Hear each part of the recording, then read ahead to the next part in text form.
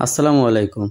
চারিদিকে আবহাওয়া ঠান্ডা ঠান্ডা হওয়ার ফলে গরুকে প্রায় ৪-৫ দিন গোসল করানো হয়নি। আর তার জন্য গরুটি খুব নোংরা হয়ে গেছে এবং এর গোসল করানো এর জন্য ফরজ হয়ে গেছে। আর সাদা গরু একটু ময়লা লাগলেই অবস্থা খুবই খারাপ হয়ে যায়, দেখতে খুবই বাজে লাগে এবং এর থেকে ময়লা ছাড়াইতে খুবই কষ্ট হয়। যাই হোক, সবাই ভালো থাকবেন এবং আমার জন্য দোয়া করবেন এবং আমার গরু গোসল করানোর শেষে ফাইনাল লুকটা কেমন হয়েছে সেটি কমেন্ট বক্সে জানাবেন। ধন্যবাদ সবাইকে। আসসালামু আলাইকুম ওয়া রাহমাতুল্লাহি ওয়া বারাকাতুহু।